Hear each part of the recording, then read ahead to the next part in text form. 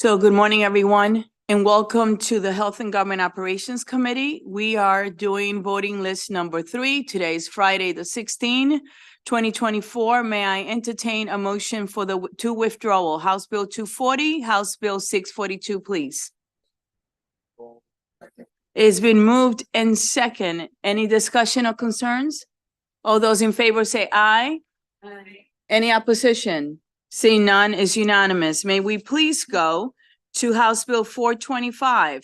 It's Delegate Rosenberg, the sponsor, Advanced Practice Registered Nurse Compact. It is favorable. It is Lindsay and Rosenberg. Lindsay. This bill enters Maryland into the Advanced Practice Registered Nurse Compact. The bill establishes procedures and requirements for an advanced practice registered nurse to practice under a multi-state license in a party state or remote state. The composition, powers, and responsibilities of the Interstate Commission of APRN Compact Administrators and requires requirements related to the oversight, dispute resolution, and enforcement of the compact. The bill is contingent on similar legislation being enacted in 6 other states. There are no amendments. Okay, Delegate Rosenberg. Yes. This is unamended. This is the same bill that we passed out last year of this committee and passed the House floor. There already are similar compacts for registered nurses and LPNs, licensed practical nurses. And as council pointed out, 7 states are needed for this bill, for this compact to take effect. 4 states, we would be the 5th state to approve it. And it was overwhelmingly supported by, not everyone, but overwhelmingly supported by the nursing community. So we move favorable. It's been moved. Let me just get a second. It's been moved and it's been second. Is there any discussion, Delegate Riley? Thank you, Madam Chair. Yeah, You're I was welcome. just wondering, Delegate Rosenberg, could you just remind us again, like all the different groups that supported this bill? I mean, I know you said the nurses, but are you familiar with a couple other ones that we had discussed? You have that. Thank you, Lindsay. Thank you. So we had the Maryland Hospital Association, the Maryland Nurses Association, the American College of Nurse Midwives, the National Council of State Boards of Nursing, the Board of Nursing, the Maryland Community Health System, AARP of Maryland, let's see, the Maryland Military Coalition, United States Department of Defense. And wasn't the Royal Maryland Council on there as well? Probably, I apologize. My list is Okay. not in order Okay. of, there's unfavorable and favorable mixed together. That's the great. Harborside Behavioral Health.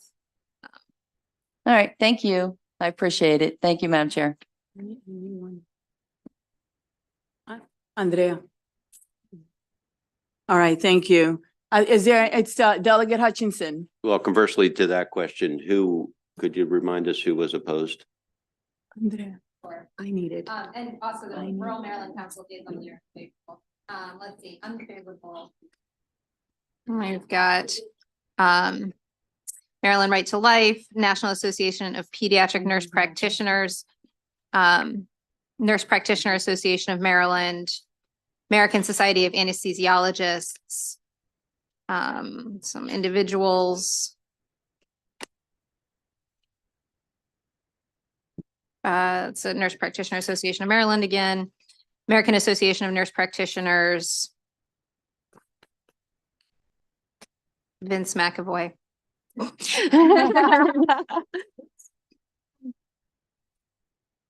Thank you for getting through. We really appreciate it. Any other, it's been moved and second, we're having discussion. Any other questions or concern? Delegate Hill.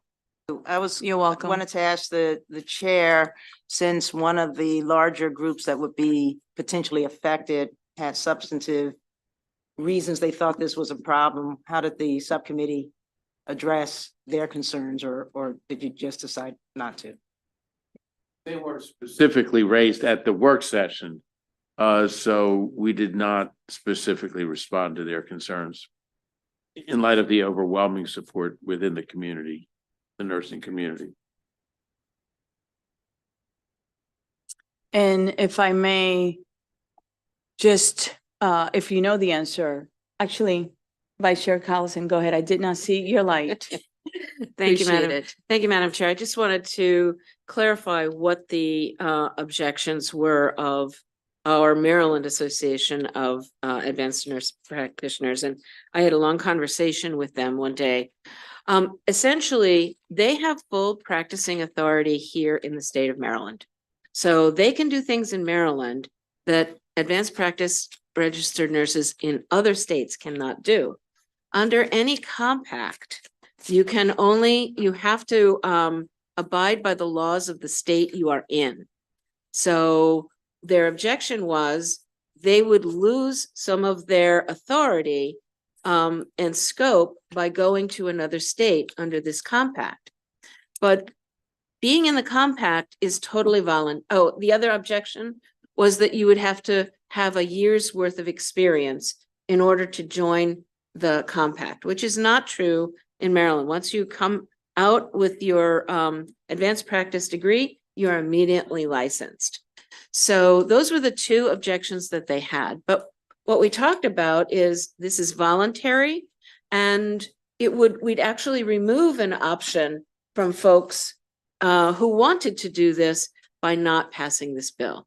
So I think in order to maximize options and opportunities for these providers, passing the bill does not affect them in Maryland.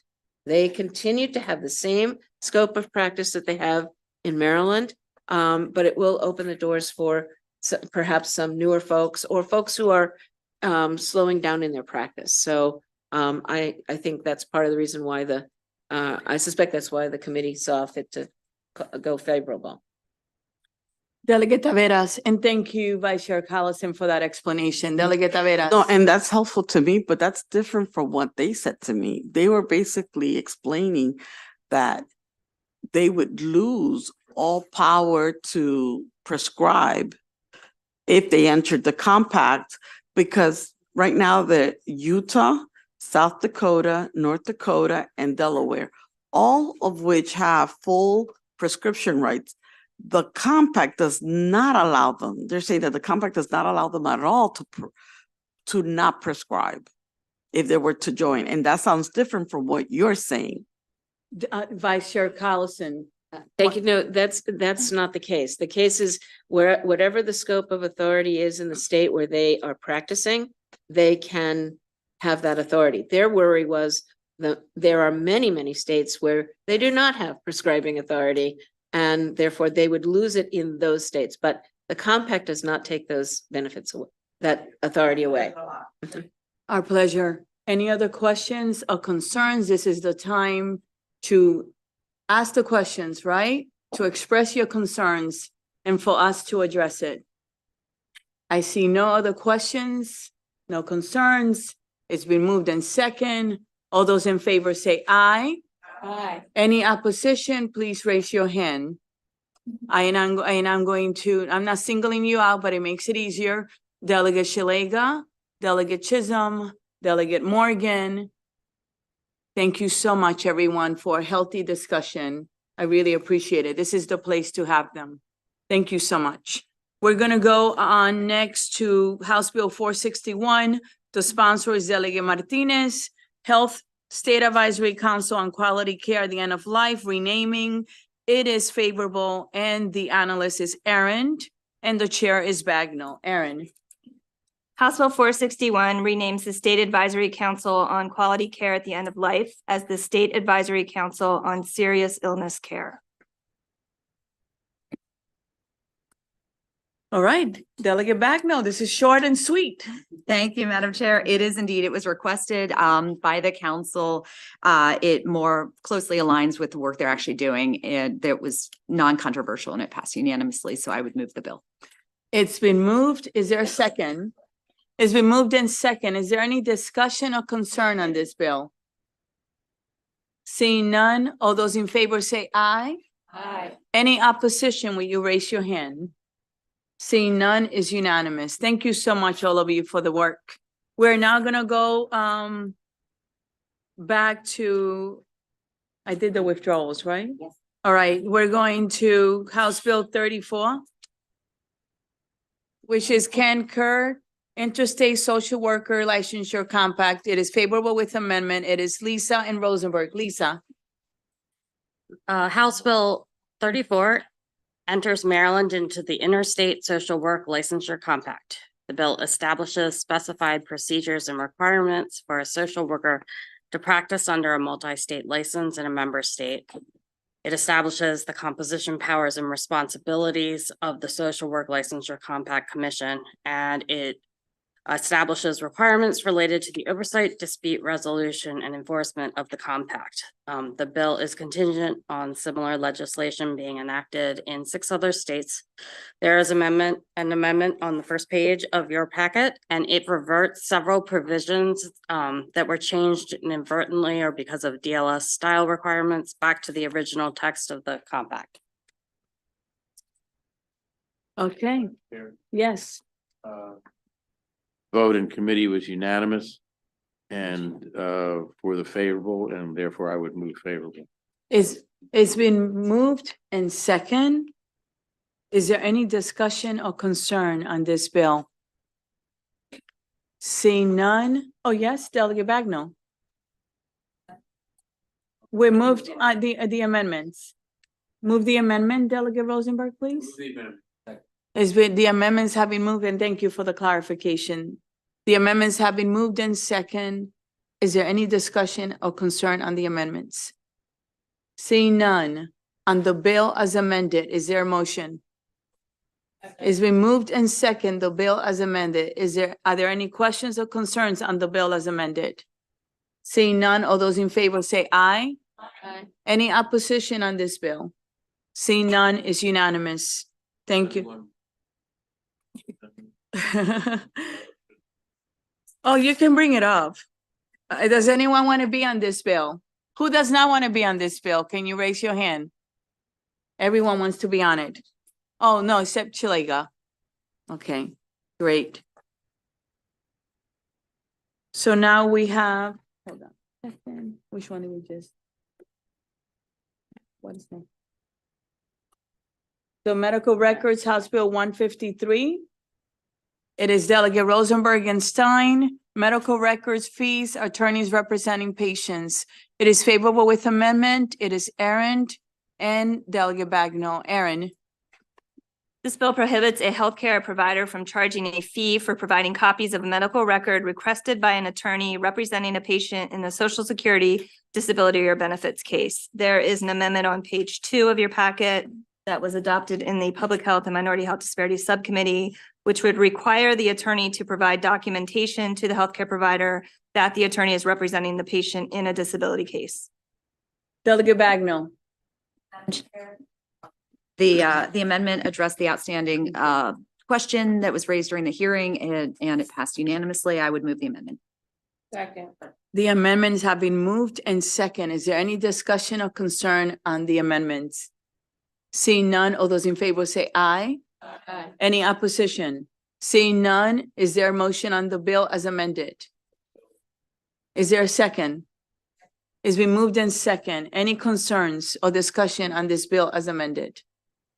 Seeing none, all those in favor say aye. Aye. Any opposition? The bill passes, is unanimous. Does anyone want to be on, does anyone not want to be on this bill? Delegate Shilega and Delegate Morgan. Okay. House Bill 189, Delegate Lewis. Maryland Medical Assistance Program Provider Agencies and Personal Care Aides, Reimbursement and Wage Reports, Home Care Workers Employment Act of 2024.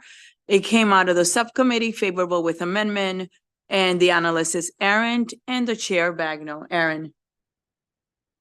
This bill requires each residential service agency to submit an annual report to the Maryland Department of Labor that documents the residential service agency's average wage rate and highest and lowest wage rates for personal care aides.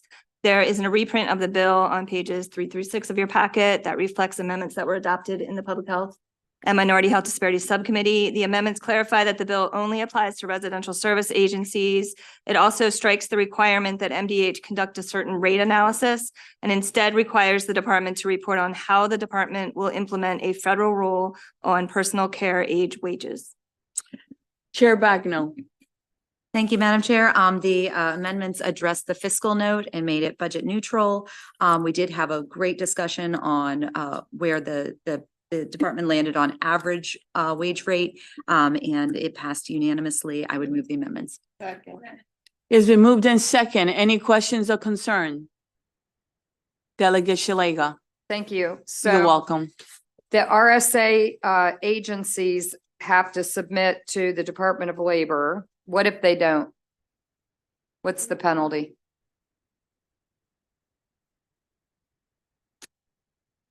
Give us 1 second to Thank figure you. that out. Good question. A very, very, very good question.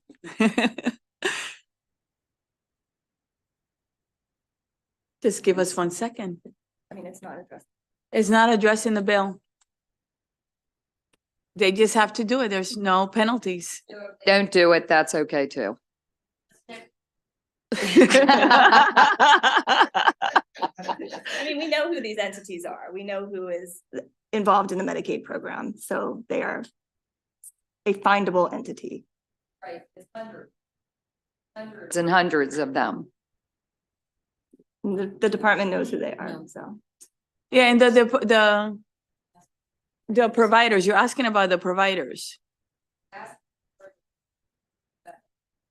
Forward to the Department of Labor. Those are the providers Mhm. and they can be found. Sure.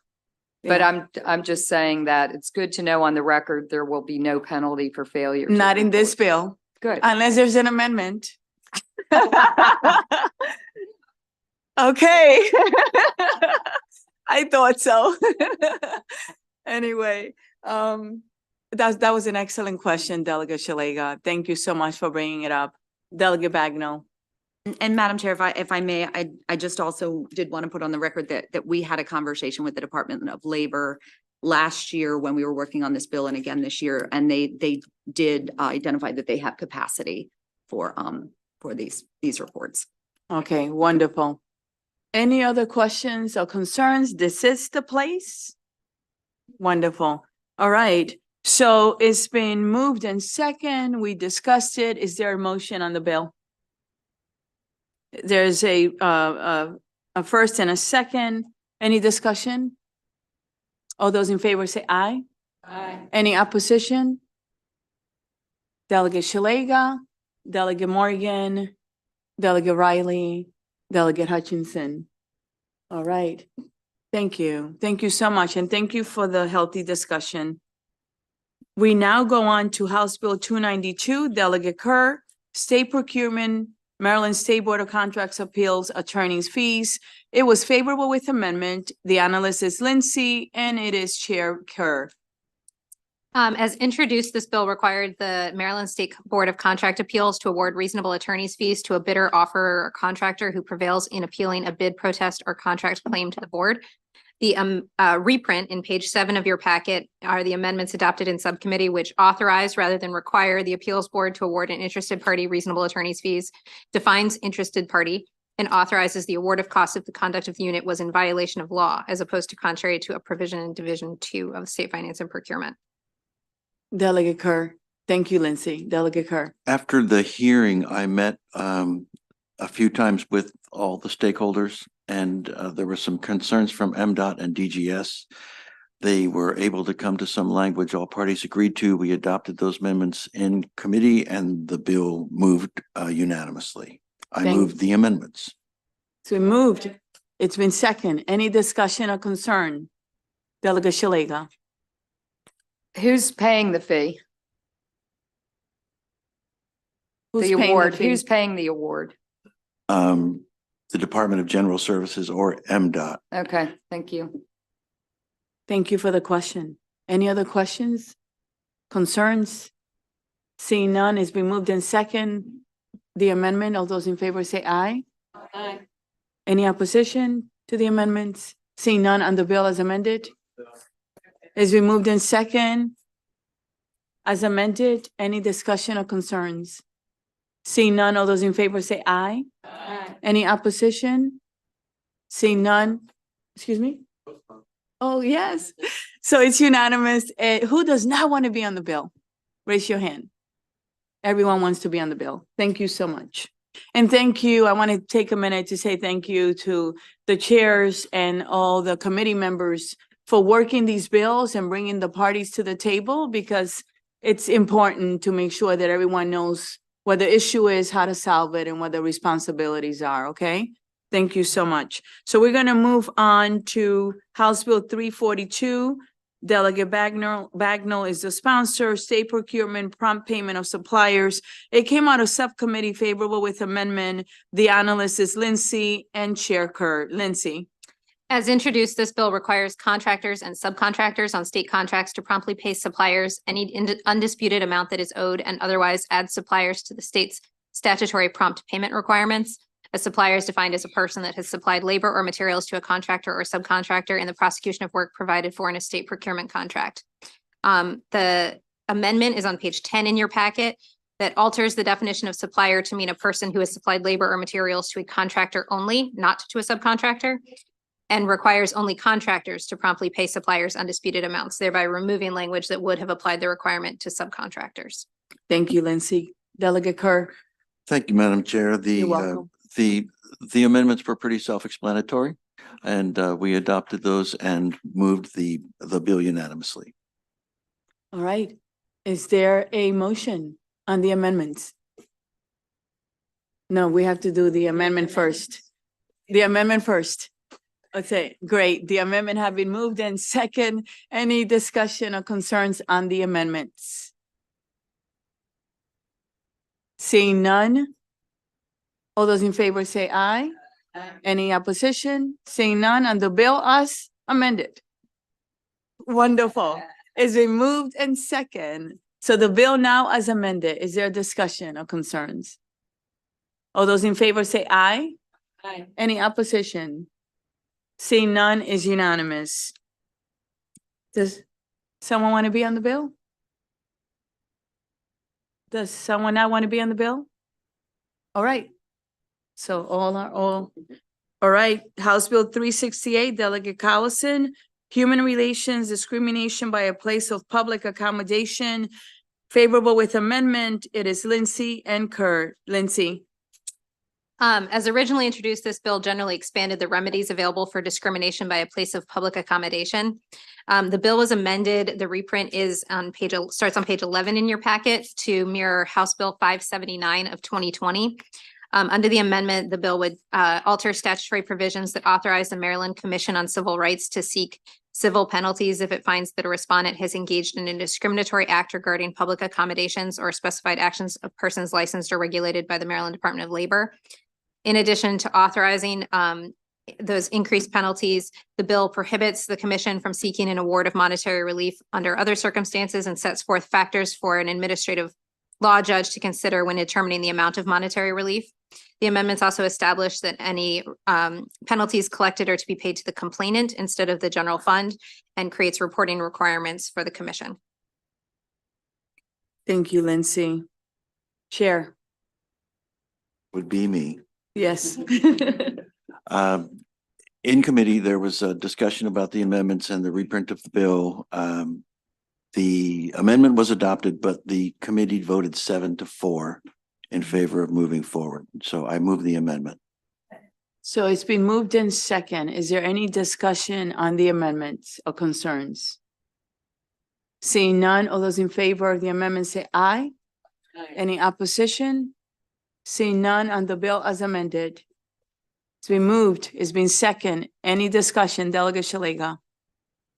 Thank you. You're welcome. I do have a question. Yes. We had a lovely dinner last night at Lunas's, and I thought about our vice chair's wife, who probably couldn't get up those steps.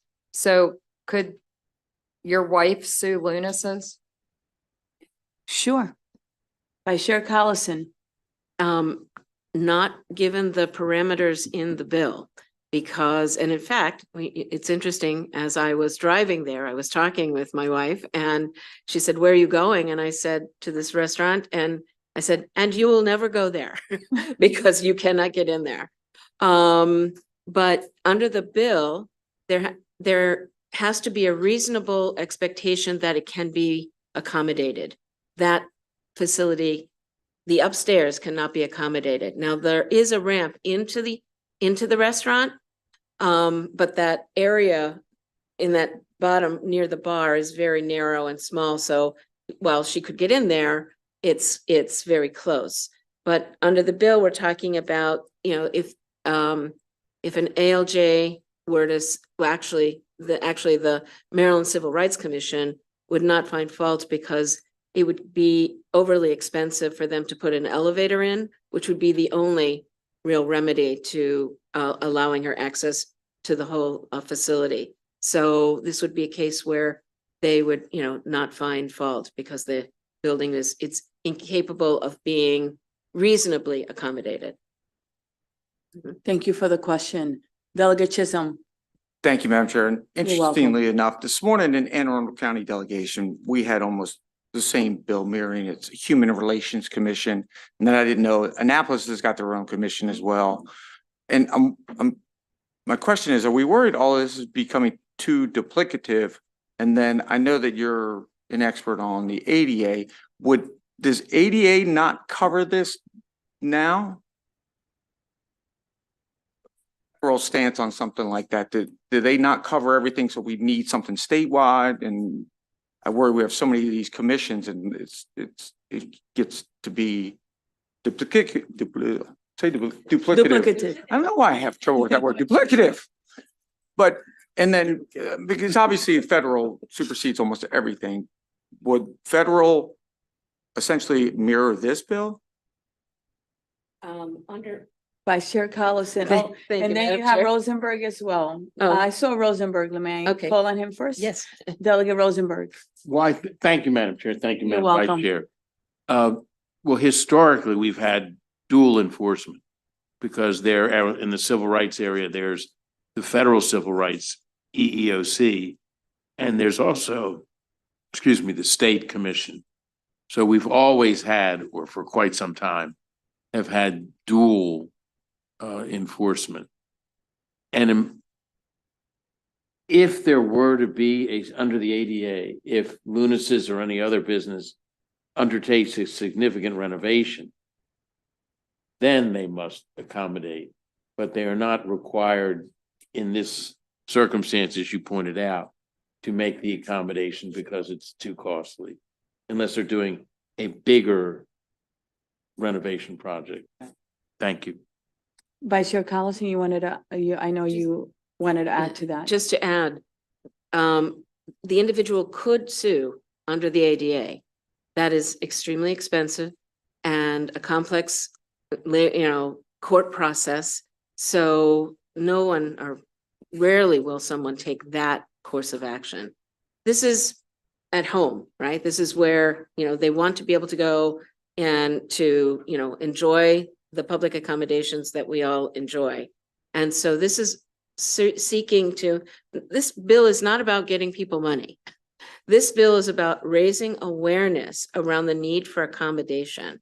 And I'm going to remind the committee of the incredible accommodation that our chair made for the hearing impaired witness last week. That's, in my mind, that is a perfect example of how a small business person or even a large business person might step up to just make a small accommodation. It doesn't happen often, but it it can be done under most circumstances. And I'm also told, and if you look at the report, you see most of these incidences are resolved easily in the investigatory process because the business owner realized there was an issue and seeks to remedy it.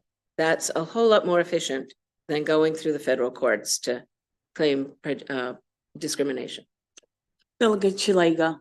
Thank you, Delegate Chisholm, for your question. Thank you. And of course, You're welcome. everybody wants public places to be accommodating to everyone. And, my scrutiny of this is not reflective of my desire for everyone to have access to public places. If I can circle back with what Delegate Rosenberg said. So if Luna's does an remodeling and improvement of their restaurant, they would then, if they didn't put in an elevator or stair lift or something, or, create a bigger open space at that bar area where you come in the front door, they could then be sued by someone who could not access it. Is that what you're saying? Delegate Rosenberg. That's my understanding, yes. People from doing May I, improvements? for a second, let me call on council, okay? I would just note that this bill doesn't actually change whether or not you need to make your facility accessible or not. This is just dealing with the monetary award that would be assessed if there is an accessibility issue. So the requirements to actually make your establishment accessible aren't changed under this bill. I haven't been to this restaurant in particular, but there are all sorts of exceptions if you have a historical building. And the need to make your facility accessible is not reasonable, then you don't have to do it. And depending on the nature of your remodel, it still might not be reasonable to make it accessible. But again, that whether or not you do need to make it accessible isn't changed under the bill. Thank you for that clarification. All right. Go ahead. I would just say that's a compromise that was reached at the federal level when they passed the law. Like we reach compromises all the time in this committee. That's why that language is there. Thank you. Thank you. And thank you, Lindsay, for the clarification. I appreciate it. Thank you for the healthy discussion on this bill. So we were on the amendments, correct? We were discussing them now. Is there a motion on the bill as amended? Oh, no, was it? Well, amendment passed. So now on the bill as amended, may I have a motion? It's been moved in second. We discuss it. Any further discussion or concerns? This is the place. Seeing none, all those in favor say aye. Aye. Any opposition? Delegate Shalega, Delegate Chisholm, Delegate Morgan, Delegate Riley, Delegate Hutchinson, and Delegate Kipke. Thank you, everyone, for the healthy discussion. And thank you, Lindsay. Now we're moving on. Oh, co-sponsors, who does not want to be on the bill? Can you raise your hand, please? All right, Delegate Shalega, Delegate Chisholm, Delegate Morgan, Delegate Riley, Delegate Hutchinson, and Delegate Kipke. Thank you so much. So we are going on to House Bill 378, Delegate Gazzoni, State Board of Dietetic Practice. I said it correctly.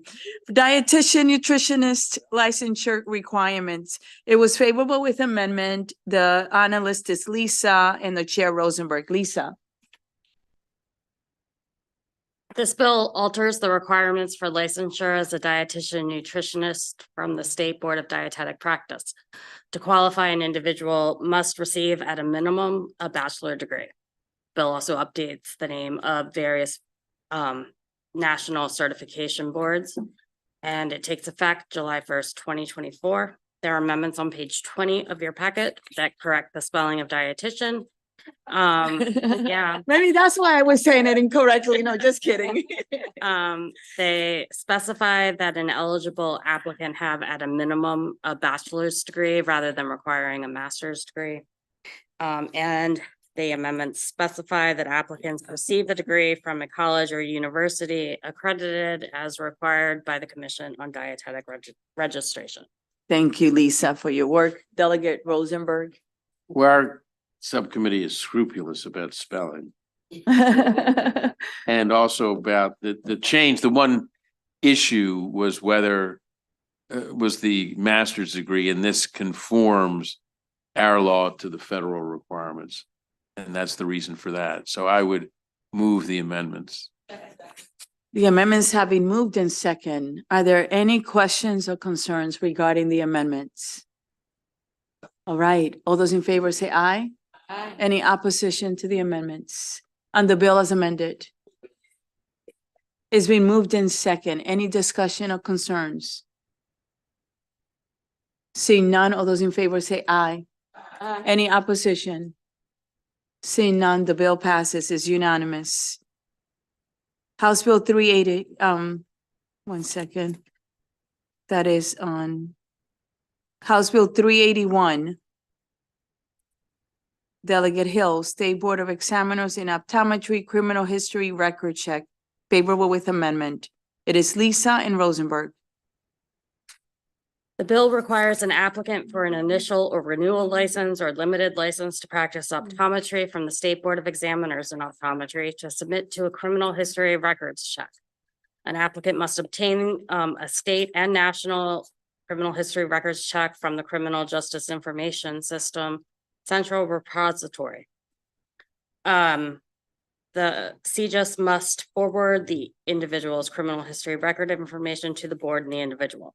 There are amendments on page 21 of your packet that require the board to consider specified factors when reviewing criminal history record information, and that clarify that the renewal requirements of the bill only apply to the first renewal application submitted after January 1st, 2026 by an applicant who was initially licensed before the effective date of the legislation. Rosenberg. Sponsor amendments and I think reflect compromise worked out by her and the interested parties, and it was a unanimous vote. You want to move the amendments, Delegate Rosenberg? Amendments. It's been moved in second. Any questions or concerns? Vice Chair Collison. Not a concern, Madam Chair. Just want to confirm with council that these factors to be considered are similar to those for other licenses. They are. Okay, thank you. Thank you. Any other questions? Concerns? Seeing none, all those in favor of the amendment say aye. Aye. Any opposition on the bill as amended? It's been moved in second. Any questions or concerns? Seeing none, all those in favor say aye. Aye. Any opposition? The bill passes. All right, who does not? But it is your bill. All right, well, who does not want to be on the bill? All right, everyone is on the bill. Thank you, Delegate. House Bill 381 passes. House Bill 387, Baltimore City Delegation Public Information Act, Surveillance Images, Illegal Dumping in Baltimore City. It came out favorable with amendment. The analyst is Lindsay and the Chair Delegate Kurt. Lindsay.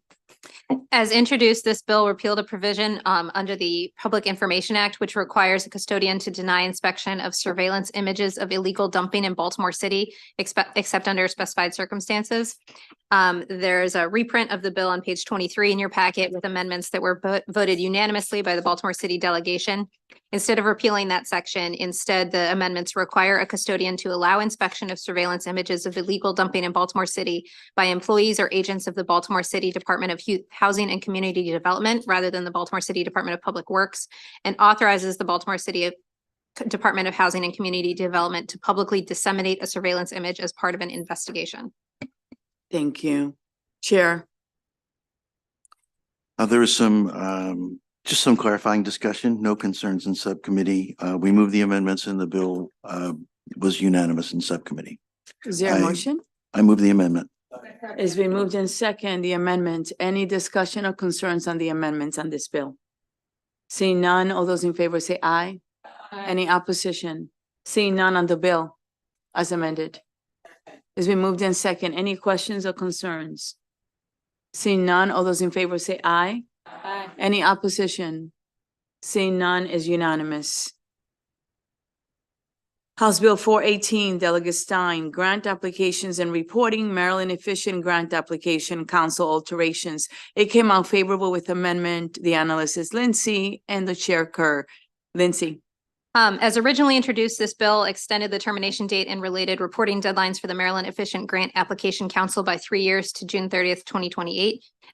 Added the comptroller and legislative auditor to the council, requires the council to study and make recommendations regarding the creation of a state grants ombudsperson to provide specified technical assistance to applicants for state grants. The subcommittee voted on an amendment removing language that would have added the legislative auditor or the legislative auditor's designee to the council, and instead required the governor to designate the chair of the council rather than specifying the director of the governor's grants office or the director's designee to serve as chair. Those amendments are not in your packet. What you have in your packet on page 25 are amendments adopted on the cross file in B&T that we heard about after the subcommittee met on this bill. Those amendments do what I just described, but additionally, they heard that the governor's grants office is going to be rolled under DBM. So the amendments strike references to the governor's grants office and instead designate DBM as the lead entity, and then also extend the sunset to 2029 rather than 2028. Delegate Carr. Once we understood the amendments, there was no need for further discussion in subcommittee. And we did adopt the amendments and the bill left subcommittee unanimously. I move the amendment. It's been moved in second. Any discussion or concern on the amendments? Seeing none, all those in favor say aye. Aye. Any opposition on the bill as amended? It's been moved in second. Any questions or concerns? Seeing none, all those in favor say aye. Aye. Any opposition? The bill passes unanimous. We have next, excuse me? We already voted the bill. Oh, for co-sponsors. Oh, sorry, I didn't hear. Does anyone not want to be on the bill? Can you raise your hand? No? Everyone is on the bill. Thank you. Thank you for that motion. House Bill 425, Delegate Rosenberg, Advanced Practice Registry. Oh, no, we did that already. We did Martinez. Right. You'll be lucky to get vote on it twice. No, just kidding. So let's go to the last bill of the day, House Bill 728, Delegate Collison, Health Insurance Qualified Resident Enrollment Program, the Access to Care Act. It came out of the committee favorable with amendment. The analyst was Lisa, the chair Collison. Lisa. This bill requires the Maryland Health Benefit Exchange to allow qualified residents to purchase qualified health plans on the individual exchange. MHPE, in consultation with the insurance commissioner and as approved by the exchange board, is required to submit a federal state innovation waiver application by July 1st, 2025 that seeks approval to establish the qualified resident enrollment program. There are amendments on page 27 in your packet and also a reprint. The amendments clarify that the program only allows qualified residents to purchase qualified plans on the individual exchange. Clarifies that the state can only seek federal pass-through funds if they're available, and clarifies that any future funding for subsidies will require additional authorization by the General Assembly. Thank you, Lisa, for your work on this bill. Delegate Collison. Thank you, Madam Chair. The amendments were adopted unanimously in the subcommittee, so I'd like to move the amendments. The amendments have been moved and second. Any discussion on this bill? This is the place to ask the questions if there are any questions or concerns about what the bill does. All right, seeing, excuse me? Okay, so seeing none, no, the amendments have been moved. All those in favor say aye. Aye. Any opposition to the amendments? Seeing none on the bill as amended.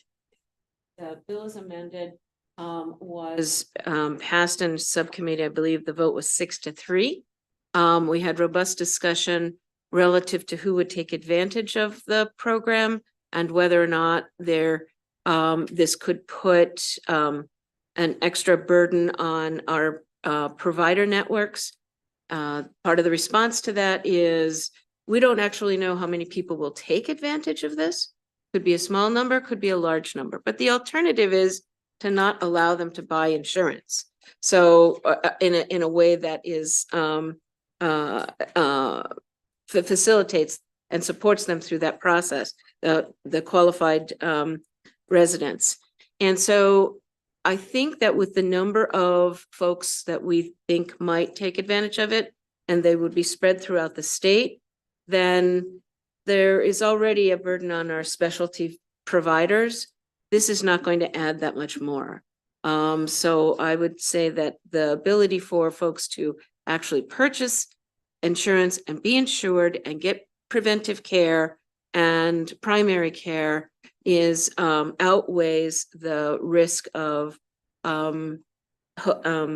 overburdening our workforce, our provider workforce. So with that, Madam Chair, I would move the bill as amended. So the bill has been moved and second. Any questions or concerns? Delegate Hutchinson. So, Vice Chair, you just made a comment that said that not passing this bill would prevent them from being able to buy health insurance.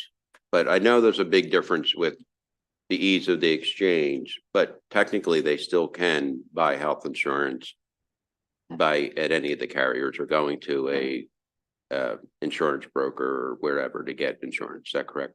Correct. And I'm sorry, I misspoke. I meant on the exchange, prevent them from buying in a way that actually supports and facilitates the very complex process of buying insurance. They can currently buy insurance on the commercial market. Yes.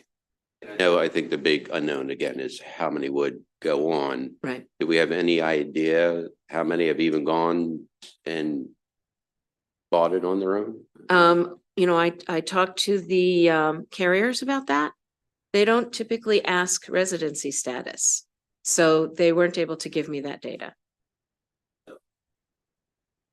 That's an interesting point. So what would prevent somebody from necessarily not being in the state or not living in the country, but still going to our exchange and buying health insurance? The enrollment process on the healthcare exchange would catch that. That's number one. But number two, it's pretty impractical for someone out of the state to sign up on our exchange because all of their costs would be out of network. So it would raise all kinds of red flags to say, you know, that this person was not actually living in Maryland. I highly doubt that would happen. Somebody lived right on the border, the Northern Virginia border, Delaware, coming across state lines. And Exchange catches the address. The exchange will capture the address of where they're living in the enrollment process. Thank you. Delegate Bandari. Yeah, thank you. The great point is this bill addresses it addresses Maryland critical health challenges, notably our state record high hospital wait times, the worst in the nation, and that costs the annual around 150 million uncompensated care cost burdening the system. And I strongly believe that this bill will fix that, some of it. Any other discussion? And just for the record, because during the hearing and just in the last few months, there has been a lot of things said about what the bill does and doesn't do, right? So I want to make sure that people know that the bill does not offer any subsidies at all. People will be able to buy their insurance with their hard-earned money. There are no subsidies. And in order to get subsidies, if they were ever offered, they have to come back. It is clear in plain English in the bill to this General Assembly. And just like we have bills now that we're dealing with fiscal notes that we go up or down, we have that option to say no in the future. Right now, this basically opens it up for the health exchange, which is the public market. Yes, they can buy in the private market, but imagine for someone that doesn't speak the language, right? That doesn't know how to read and write English well, to be able to do that comparison, the private market is not going to do that. There are some carriers, they have hundreds of products. The exchange, the beauty of it is that it has navigators that are able to compare all these products for the person. They're able to look at all the situation of that person, what medication they're on, and say, this is the best product for you. It also allows for mixed status people, families, to be able to buy a policy. And in the end, you know, hospitals last year spent $120 to $150 million in uncompensated care. And they actually came and testified how this will be a good bill for them, as well as the other agencies that testified about having insurance. This gives them the personal responsibility to pay for it with their money without the state having to pay for it in the ER and with other programs. So I just want to make sure I make it clear that that is what it is. It doesn't do anything more than that. And I want to thank everyone for the healthy discussion, for your concerns. I mean, this is the place to have them, and I always welcome it. The bill has been moved and second with the amendments. We have discussed it. All those in favor say aye. Any opposition, will you raise your hand? We have Delegate Shalega, Delegate Chisholm, Delegate Morgan, Delegate Riley, Delegate Hutchinson, and Delegate Kipke. Thank you, everyone, for working on this. And that concludes our work today. So, actually, we have something else? So we'll be on House Bill 189. I'm sorry, 1 second. Yeah.